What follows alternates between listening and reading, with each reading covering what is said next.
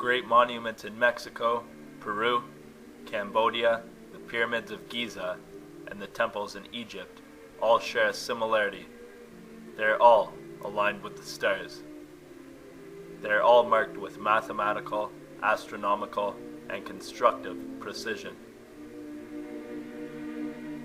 At a time when man was apparently somewhere between the Stone Age and the Iron Age, we have highly advanced monuments and cultures.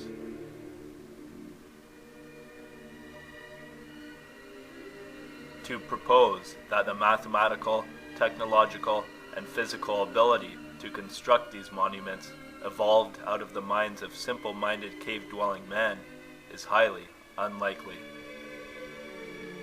These monuments take an extremely high level of mathematical engineering.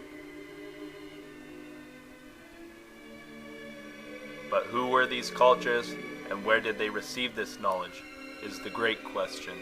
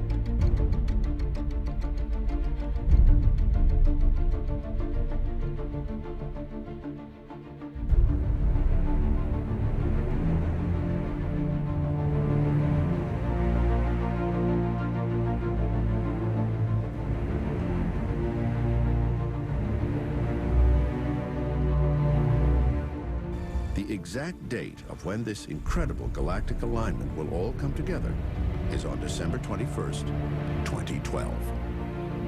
The Earth wobbles very slowly on its axis, so it effectively changes our angular orientation to the larger galactic picture. One complete precessional wobble is 26,000 years. How the Maya could predict cosmic events 26,000 years into the future remains unknown, despite the ongoing work of experts. What is known is that, for some reason, the Maya attached great meaning to the precessional cycle. The Mayan calendar talks about the year 2012. They talk about it being the possible end of our world. I don't necessarily think it'll be the end of the physical world, but it will certainly be the end of the world as we know it from a psychological, sociological, economical point of view. We can definitely expect many changes. We're already seeing that. And now with the attack on September 11th, there is very much a wake-up call to America in general and to the West in general to wake up, to discover that there is an occult history of their country, there is an alternative history of the world. And so my book also focuses on that. You know, the latter part of the book is about solutions, about the occult history, how these alien beings have infiltrated into our societies and are still around. I address the reptilian concept, which has been, of course, the center of what David Icke has been doing, and we have certain differences. And Zachariah Sitchin's work, I talk about that. I'm in the tradition of these kinds of scholars. It is crucially important that this is not accepted as mere history lesson of the past. These motifs have a very great bearing on our age.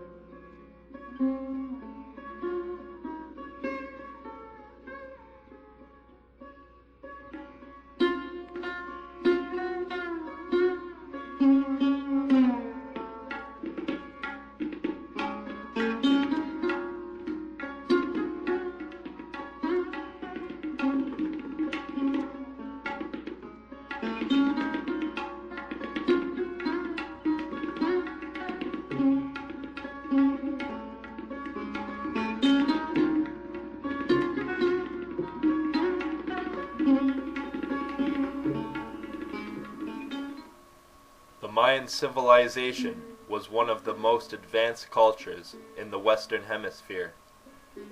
They never used the wheel. To them, the wheel was a symbol of death. They never developed any form of a mechanized industry, and they were well balanced as a culture. Although there is much that is unknown about the Mayan civilization, as much of their culture was destroyed by the Spanish conquest.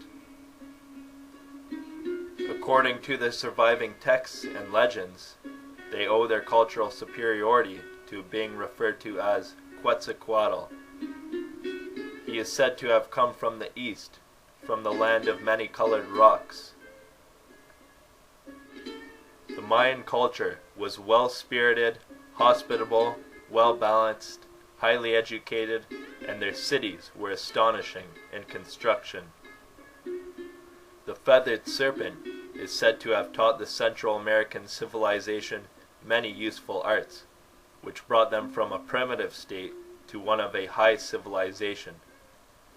They looked upon each man's religion as his own particular belief, and if it suited his needs, then it deserved the respect of everyone.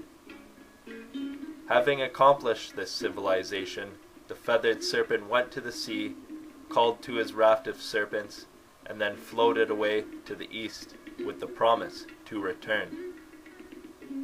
Human sacrifice wasn't practiced until much later, when their empire began to decline and became dominated by less advanced tribes. The Mayan culture was destroyed because of their philosophical perspectives, which were deemed by the Spanish conquest. This civilization was a threat to the European elites' intentions, and was a danger to furthering the elites' agenda. The Mayans were aware of these galactic cycles and the effects it would have on our consciousness, and their calendar also indicates that humanity will be slipping out of the control of the elite.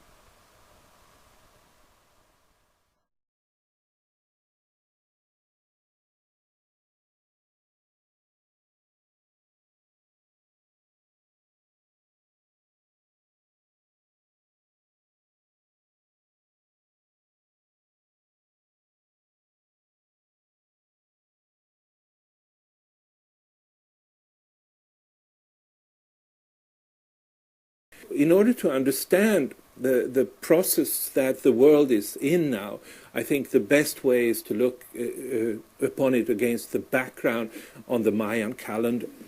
As you may know, in 2012 there will be this end date of the Mayan calendar.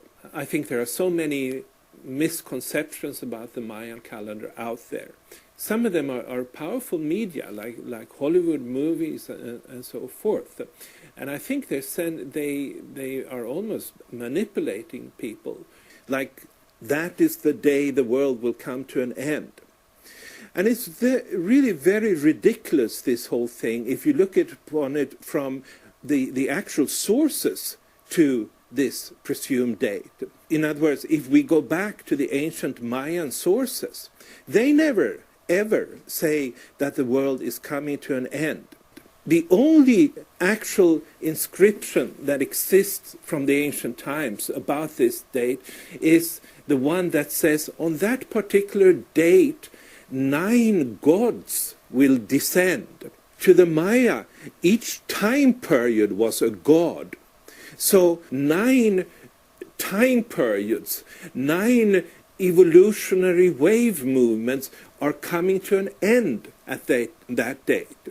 And it's much more useful and much more truthful to look upon that date as a date when all of these processes is coming to a fulfillment in order to create the birth of a new world. And if you accept the idea that these energies are so much shaping human culture and civilization, you might also accept the idea that there is a plan that we really didn't script ourselves for how this is going to turn out and where it's going. And I'm really very positive and enthusiastic about this birth of a new world, which would be completely different from what it's like now. Because I think it will be a world where there is peace, where there is equality between people, where there is a sense of safety and also a sense of belonging to the spiritual universe that has created us.